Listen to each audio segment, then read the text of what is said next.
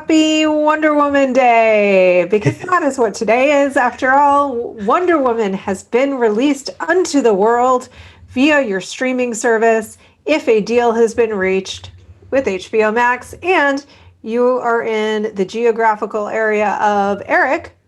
What geographical area limits are we in? I mean, America, we were just talking about this on SGU. Definitely America, and then there might be a couple scattered other countries. It's very small right now. It is no Disney Plus even, certainly not Netflix as far as its reach. A lot of people are just like, I don't got HBO Max, and that part sucks.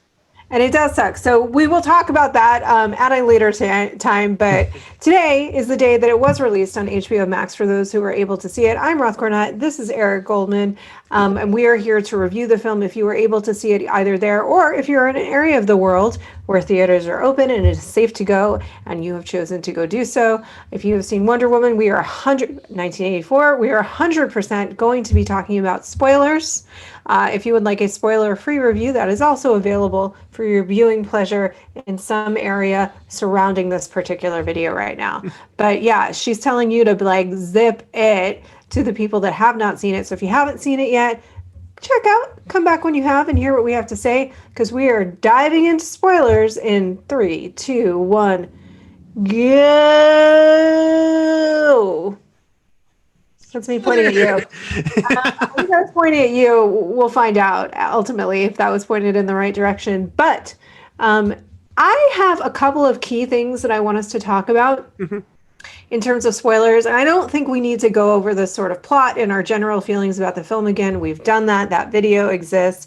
Right now, I just really want to talk about 3 things, and Eric, chime in with yours. Sure. So the themes of the film and where I believe there's some incoherence in it and in the delivery method. The 2 villains, particularly Kristen Wiig's Cheetah, and maybe where that fell down a little bit. And then the impetus to return, the return from the dead, the tool that was used to enable that return, and whether it worked or whether it didn't. So we'll start backwards. Steve's back from the dead, and it's because she made a wish. On paper, that sounds like it will not work, but I think it did. It really did. I do too. It's interesting because maybe if I was designing this series, I might have waited a movie or 2 to have that happen.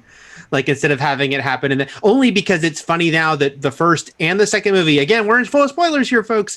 Both movies end with her having to say goodbye to Steve. Yeah. So that is like the one funny thing is that they like that dramatic beat gets repeated 2 movies in a row.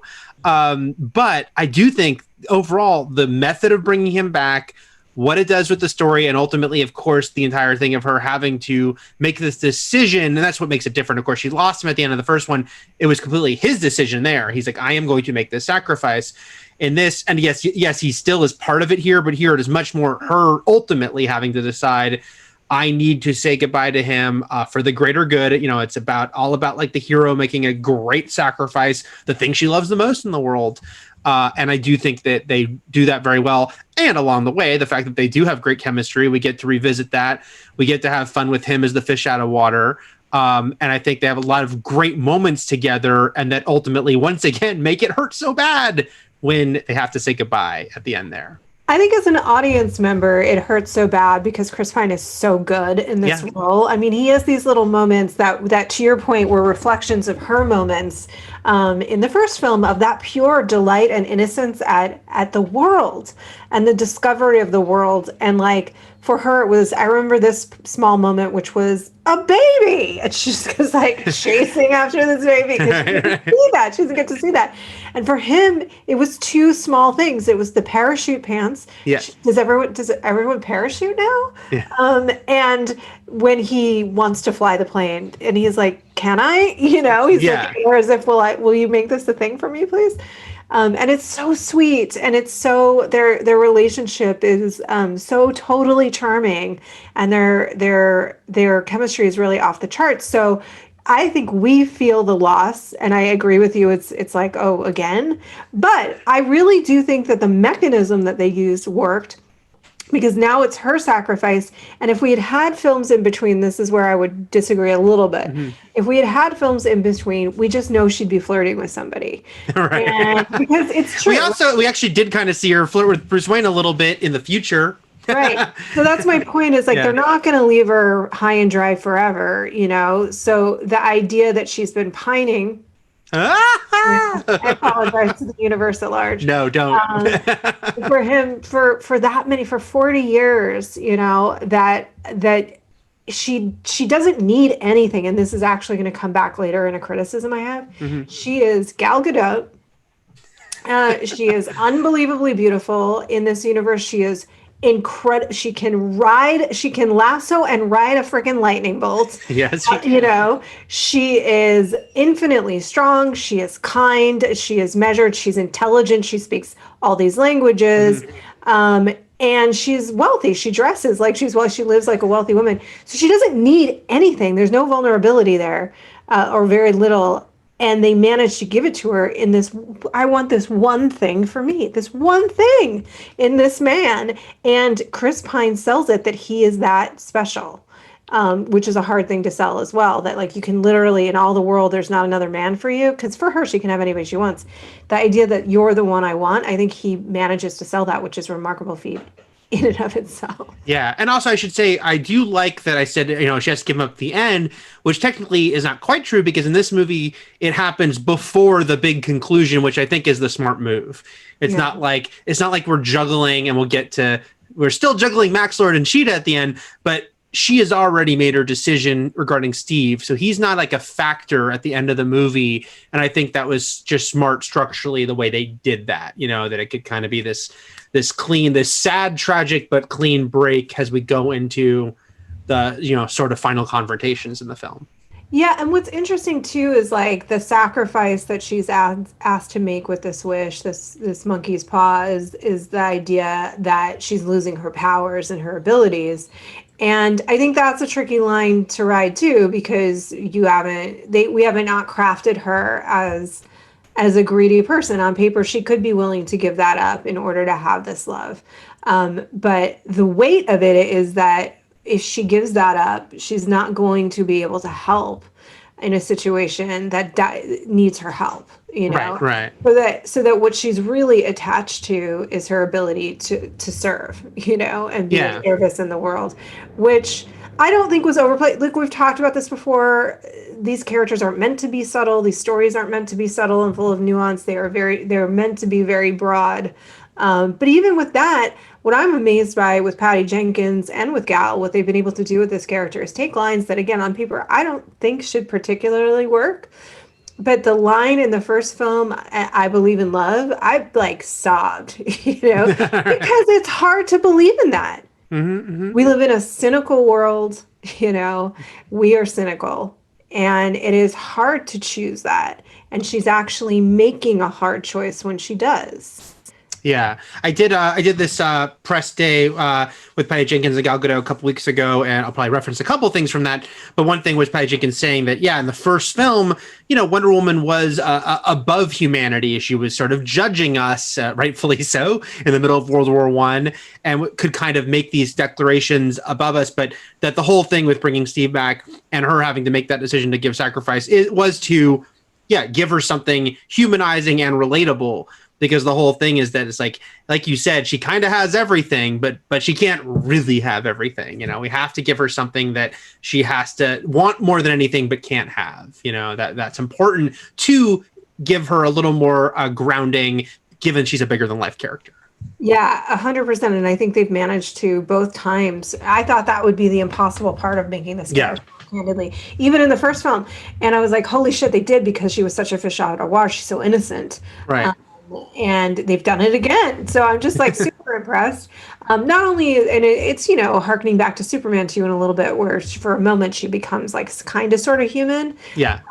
Which I actually appreciate that about that movie a lot more than other people do. Right. But yeah, that I thought was beautiful and incredible. It really worked. And then it also leads us to sort of like what it's representing thematically, you know, like, hey, if this idea of, I thought they made this work really, really well.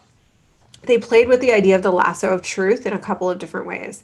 It forces people to tell the truth, but also they see the truth, and it's powered by the abstract idea of truth, Yeah. the existence of truth in the world. I thought they could have dialed that up even more if the lasso started to lose its power with all of these lies. Hmm. But anyway, it's fine. But it's powered by truth and like the abstract idea of truth. And this idea that she did have a moment in her youth, and she was really young, where ambition overtook her and she was willing to win at all costs. And of course, those raising her would not allow that lesson to go by. Yeah. And that the truth is more valuable. It's harder. It's more painful. It means we can't just magically wish things away or magically wish the hard parts of our life and the jagged edges of ourselves away. But it's better. It's ultimately better. I thought was like one of the fundamental themes of the movie, along with, and it's playing into the 80s, greed, greed, greed. Why not this hungry ghost of I always want more. I want more nukes. I want more money. I want more territory. I want more. Yeah. Yeah, I mean, Max Lord, yeah, again, like you said, not a subtle movie, but Max Lord is there to say, you can have it all. And of course, the movie is saying, no, you can't. And that's okay. Embrace the things you can have, mourn, but love the things that you lost. Because Max Lord's message, which of course is a front because he's never had it all, but he wishes he had it all, is to put that out there. And I thought he was a very good sort of avatar for that 80s, that belief and that Gordon Gekko of it all, and that greed is good, and that it's, ultimate, it just more is more is better. But then at the same time, making sure that Max was not just one note, because we get to see what makes him tick and why is he the way he is. So I thought they did a very good job there too, because they sort of had their cake and eat it too with the 80s of it all, right? Because there's just something fun about the era and the kitsch of it and how it looks. But at the same time, what it was representing and the beliefs that we're putting out there. Gordon Gekko saying greed is good and Wall Street was meant to be sort of a villain thing that got embraced as like a hero idea. I know. Which is one of those things that's like when people that saw Wolf of Wall Street and they're like, oh, it just made me want to party. And you're like, you were not watching that correctly. Right. You were not watching that movie correctly. Yeah. So I thought they did a very good job with him as far as embodying that all, and even just embracing it. Because when you saw Pedro Pascal, like the first images of him with like the lighter hair and all, you're like, what are they doing? And then it's like, oh no, the movie. It talks of, they purposely are really putting a focus on that and the falseness of what he's created as his image, and everything is a front with this guy. Like he wants it all to look a certain way to sell an image, I mean, Eric, it's going to be hard for people not to read in that character some prominent figures. I don't know who you're talking about. Reflection of some prominent figures in our world. Nothing's coming to mind. I don't know. 80s and putting out like media businessman who might not be everything he seems. I don't know what you're talking about. Who's basically building an empire based on like a false premise. That's a grifter. That selling a sort of a hero image to everyone. He's very interested in his appearances on television and very interested in celebrity and he actually took revenge on someone that took his time slot. And involved with, and there's a lot there to unpack. There sure is. And I thought what was really interesting is also in that opening moment of like, you didn't win because you didn't win, and the only thing left for you is the truth. So anyway, that was an interesting opening moment of the film. Yeah. I was watching it with someone going, whoa, when did they shoot this? So that aside, not to go, because thematically, I think what's there is a lot of things that are relevant today, like magical thinking, and I'm a believer in this, so I tread carefully on making too much of a criticism of this, because I think like anything, it's in balance and in nuance. Power of positive thinking. He's a big believer in that, but it's magical thinking. It's like well, I don't have to do anything. I just have to think it and it'll happen, which is so shallow and vapid and like won't work, in most circumstances. And if it did, you won't have earned the thing. And the fact that she can't have everything she wants makes her a better her, Yeah. than if she could. And I think that's one of the lessons they're also using in the film. Hmm. Here's my critique of that. Okay. She is saying to the whole world at the end of it, can you see the truth? You can't just wish these things with no consequences. You can't just wish yourself rich and powerful and this and that without consequences. You can't be happy with what you have. La la la la la. And she's saying this to the people of the world. And meanwhile, she sits there in a literally made of gold suit of armor, having just ridden lightning with a lasso, looking like her, and all the things that I said at the start of this film, where it's a really, I thought, accidental metaphor for coming from such profound privilege and exceptionalism, and yet telling everybody else to be happy with what they have and that that's better for them, and it's like, I thought Cheetah was an interesting villain, or could have been a much more interesting one. She was like, you're still condescending to me. You're telling me I can't have all this, but you can, because genetically you were born with it. You were born into it, Right. but I should just be happy? Screw you. And she actually has a point. If I think that picture, we'll get into Cheetah in a minute, if that had worked better, I was like, no, it's actually not a bad point. And I think it's one of the things that Hollywood does that I've always had sort of an issue with, which is there are all these films that are the ode to be happy with what you have and your normal life. Yeah. And it's made by a series of people that have chosen the opposite for themselves. Yeah. This is kind of like distilled in that moment. I was like, wow, this is like elitism in a snapshot. Like, you have no idea that you were undercutting your own point just a little bit. Yeah, it's funny. I mean, maybe this is a depressing statement I'm about to make, that I'm like, I guess that didn't bother me as much because maybe I've just accepted it. Because you're absolutely right. But then it's like, it is, again, going back to the have your cake and eat it to a term. Because, yeah, at the end of the day, she does make a big sacrifice, but she still gets to be Wonder Woman.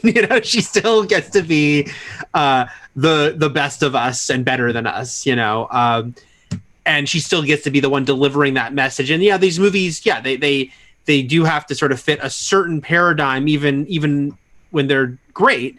And so, there's the very dark, sad version of this movie where it's like, even if maybe she learns this lesson, but she's truly like taken down or loses more than she began the movie with. But that's not what they're doing. Instead, they're using her as this avatar to experience this with us and send the message along. But yes, she still gets to end the day in a better place than a lot of people, certainly a lot of the people she was speaking to at the end there. They're not all on the level playing field. Yeah. It's hard for all of us to sacrifice or to give up things and people we love. But some people still can rest and can still take comfort in they have a good life versus people who don't, and she certainly has a good life in a lot of ways, even though, yes, of course, the movie makes sure to show, and I believe they sell, that she's also someone who is vulnerable and can feel sadness and loss. She's the Wonder Woman. So that's, yeah, it's a tricky nature, right? So I guess it doesn't bother me as much, even though it's totally valid, right? Because it is the situation.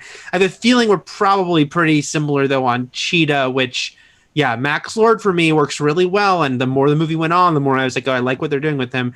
Where Cheetah, I thought I like what they're doing for a while, and then I kind of thought they lost the plot a little bit, or certainly didn't pay off in the way they could have. Yeah, I mean, just to kind of like highlight or not undercut what I was saying, because I really do think that that's like an accidental thing that they did that is like, I was like, oh, that's easy for you to say, but at the same time, I still really liked the message, and I still really liked the film, and I still thought they did such a good job of humanizing her when that's so hard Yeah. to do, and that all of these different threads and themes worked so well together. It was just so well constructed, and it was entertaining. It was fun to watch. And my God, like I want to get into Cheetah, but I just want to highlight, since I brought up like the lightning bolt a lot. That's the moment I bemoaned not being in a theater, Mm-hmm. because the moment like I believe in love in that first movie was for me I renounce my wish in this movie, and she just has this moment of absolute wrecking heartbreak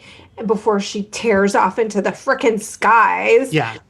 and flies and lassos light and she's running around. She's like, I'm gonna it's the full expression of all that angst and pain through her power, you know. Yeah. Yeah. I thought that was so well done. I wish I was in a theater watching that. It was really well done because yeah, it's got to be this. It's a tricky thing because she is coming off. Yeah, she has just made this giant sacrifice and been like giving up Steve, giving up the thing, the person she loves the most. It leads to this huge like I have a new power moment, but they don't undercut it. It's not like forget that, woo, I can fly. It's like there is power in that and there is exhilaration in that, tempered with the sadness and the sacrifice. So you're feeling all the emotions, and they do a really good job of it. Of just like like oh wow, she's leveled up on the power skill, but man, did it take a lot to get there. And it's all kind of going together in this one thing. And like you said, yeah, it's like she's feeling it all as she's flying. And so yeah, I thought that could have really not worked, but it worked really well. And like you said, wish I saw that whole movie, but that part in the theater especially felt like this would have been pretty amazing. Yeah, absolutely. And I just give Patty Jenkins so much credit for constructing that and believing Yeah, in herself and that juxtaposition. Because to your point, there's so much on page that I'm like, on the page, I would read that and be like, really? yeah, And then I'm like, oh, wow, that is so totally emotionally effective. Because to your point, and this is coming back to what I said, which is like, it's the earned power, it's the earned, skill. Like, yes, we're not going to be able to literally fly, but it took her, she wasn't able to cheat her way to this next level up. yeah. She had to suffer first almost. So in any event, which is a weird thing for me to say. I'm not saying I want people to suffer to. Right, right. So my point is this: Cheetah. Cheetah, I felt like could have been such a great built-in critique of it, where she would have been a even more fascinating villain, because you kind of are like, I mean, I'm a little on her side, which is like Killmonger in Black Panther, right? Where you're just like, I mean, I'm a little on his side, and that makes the experience of viewing it and that arc so much more compelling. Where it felt to me like it fell down, they just didn't give her enough screen time. Like they told us she was this very loving, warm person, and because the sacrifice that Max Lord had to make was around his kid, and it was very clear very quickly about that kid was powering every decision he was making. And to have to then sacrifice that, like we felt that like even in the short time that we had the relationship on screen, hers is so much more esoteric. It's like it's your warm and loving heart, it's your humanity itself that's going to be sacrificed. I didn't have enough time with her humanity. The only Yeah, thing that she did, and I thought it was a nice gesture, was give a homeless man some food. But that's pretty close to the exposition of I'm a nice person. yeah. They didn't do enough to make me feel her warmth. And this isn't that I worship Kristen Wiig. She's not that kind of actor. Mm-hmm. She doesn't exude warmth to me. And I don't mean that she's cold, but like Right. she sort of did her awkward, which I love, like her awkward, quick Kristen Wiig thing. I believed she was awkward, but what I wanted to believe was that underneath all of that awkwardness was just an incredibly loving, caring person that was going to be deformed by this ambition. Yeah, she needed a key scene or two early, and she needed a key scene or two late that she didn't get. Because when they introduced her, I go, "Ooh, are they doing the Riddler and Batman Forever and Electro and Amazing Spider-Man 2, which is the gawky, dorky person who hero worships your hero, feels slighted by them, and turns into a villain." And it wasn't quite that because she doesn't feel slighted by Diana. She feels intimidated by her, or like can't measure up to her, but she doesn't feel like Diana blows her off or anything like that. And there's a little more to it than that, but at the same time, yeah, I needed more, because I do think Kristen Wiig is very good, but I agree with you that it's like, yeah, you're asking a lot for her to herself exude all this if the movie isn't going to give you a couple more scenes to show that. Like, we get, okay, she and Diana are forming a friendship, and that she feels like just good that Diana is so nice to her, and that's cool. And then, like you said, she's nice to the homeless man, but you need a little more than that before that turn happens. But I almost felt even more robbed at the end of the movie, because I admire that she kind of can't be brought back from the brink. It's like she's kind of, that Diana can't talk everyone down, because Max Lord gets basically, like, there's no final fight with Max Lord. It's really just talking to him and the world, but it's like Max Lord has to come to his own sort of realization there. But with Cheetah, they fight. She tries to stop her. She can't. It's like too late for her, but we needed more. I have to temper this with the one thing, which is, I'm like, man, is the post-credit scene, which we haven't seen, which wasn't on the press screeners, is it with her? Because I wonder, it might not be, because I'm like, I just felt like it felt so strange for that they're never even to show her again after the final fight. Like, we see her looking up in the sky and all, but she and Diana needed another scene. Like, there need to be something more this there. This is her most iconic villain, and it's like introducing the Joker in a Batman movie where the Joker is like villain number 2. Yeah. Other villain, and somehow the Riddler's way more interesting. You know what I mean? Like, this is her villain. Like, this is her nemesis, and there wasn't enough done to establish the angst that one would need with their nemesis, and like, to me, I kind of feel like one simple thing they could have done is, I understand they wanted to make it clear that she was lonely and awkward, and that this coming into her own, two criticisms of the coming into her own. It was so much cosmetic. It was like highlights in an outfit. Man, you could do that for yourself. It's not worth sacrificing yourself. Like, I'll give you it was a makeover. It was literally like a she's all that moment. It was not such a radical transformation that it's like, yeah, I mean, I could probably get some hair dye and I would still be okay. I guess I can keep my soul. It wasn't like enough in a weird way. She literally, I mean, and it is an 80s trope, so I get it, but she took off her glasses, you guys, and then she was hot. Yeah. So like that, I kind of was like, you're just sacrificing. She does all that? Like, I'll get you some highlights. I feel like Diana could have been like, girl, I'll give you a makeover. 80s makeover scene. Come on. Yeah.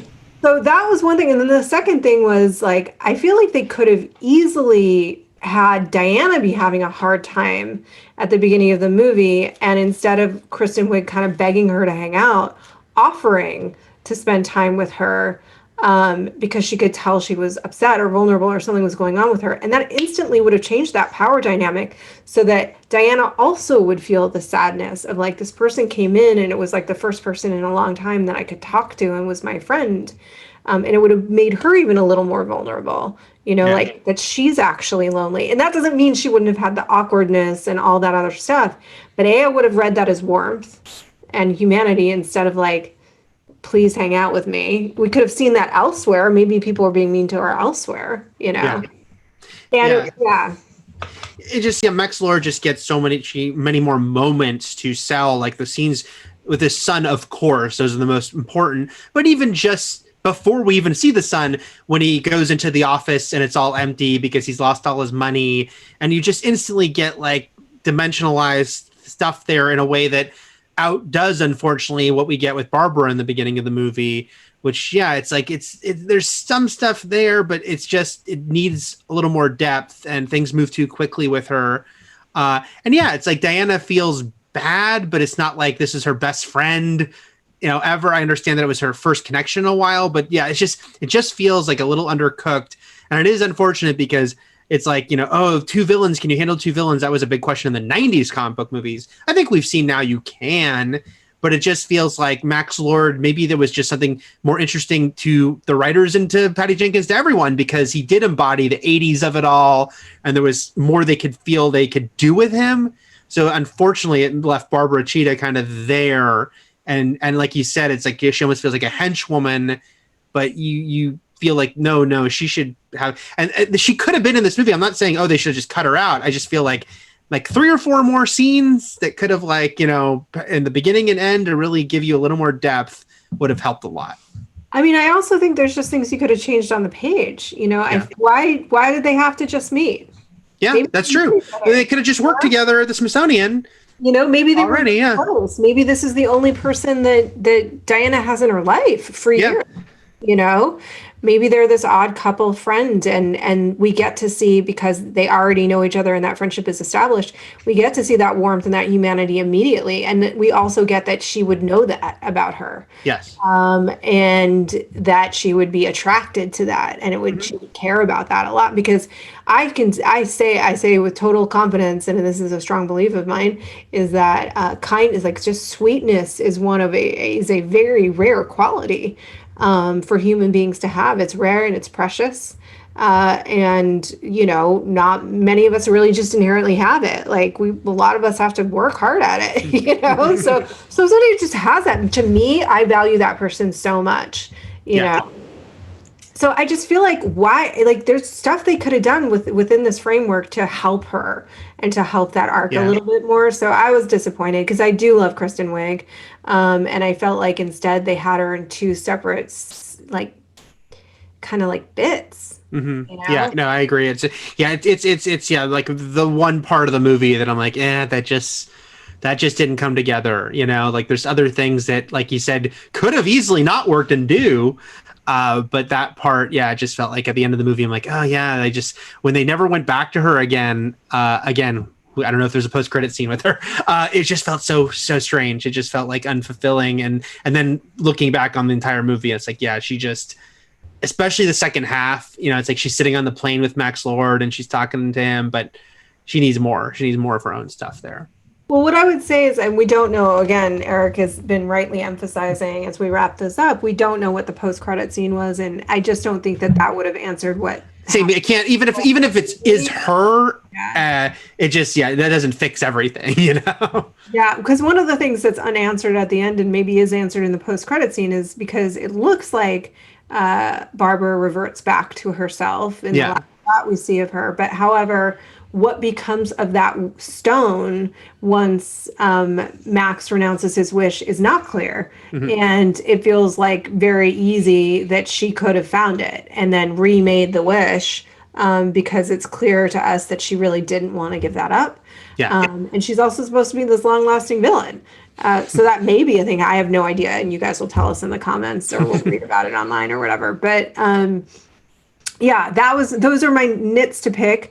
But in total, I really liked aspects of Kristen Wiig's performance. Mm-hmm. It was just more, not the performance, the portrayal, which was not down to her. It was how it was written. But in total, I really like this movie. I really do. I think it was so well done, and very effective emotionally, and very entertaining, and very pleasing.